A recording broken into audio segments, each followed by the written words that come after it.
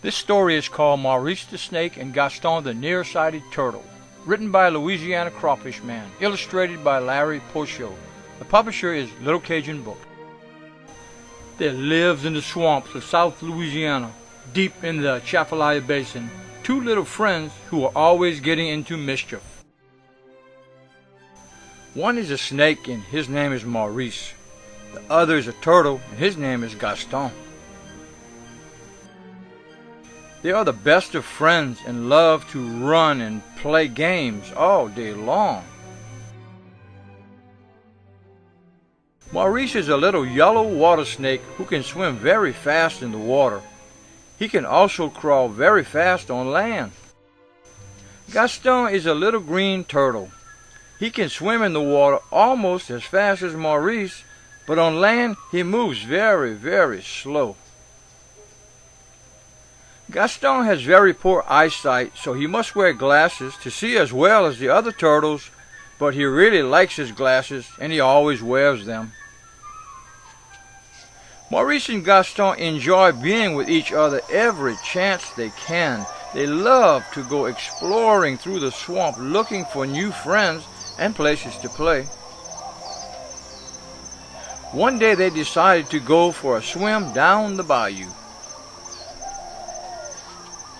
They were having such a good time swimming and laughing and playing that they didn't notice they were very far from home.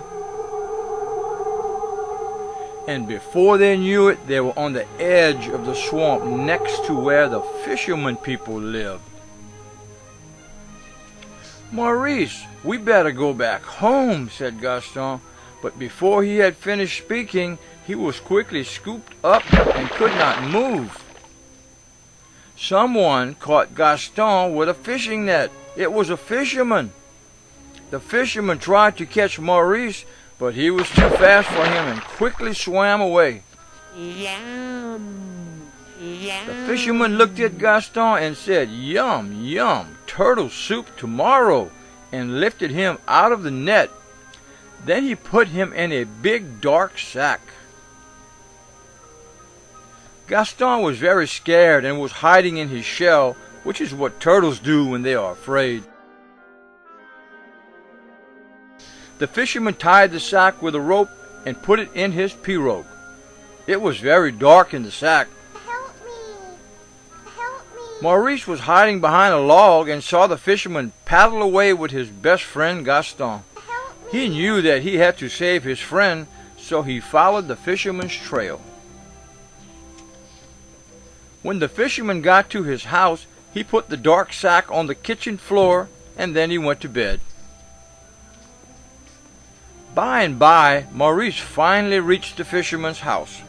He was very tired, but he had to rescue Gaston or else the fisherman would eat him the next day. "How am I going to get inside of the house?" thought Maurice. He crawled around and around the house until he finally discovered a pipe leading to the bathtub.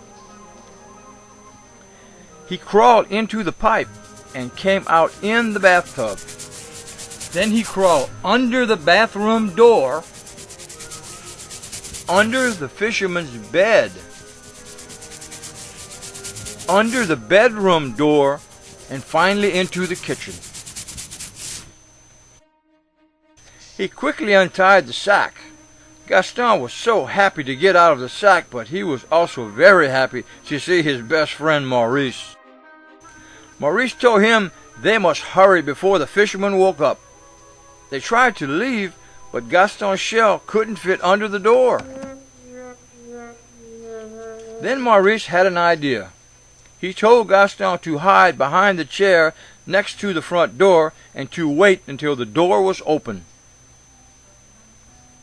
Maurice then crawled very quietly back under the bedroom door, under the bed, down the bathtub pipe, and finally around to the front of the house.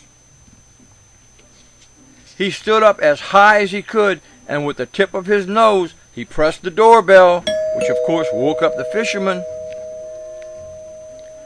Just as the fisherman opened the front door, Gaston ran down the porch as fast as his little feet could carry him. Gaston quickly jumped into the water, and he and Maurice swam home as fast as they could, and they both promised never to play far from home again. Say too.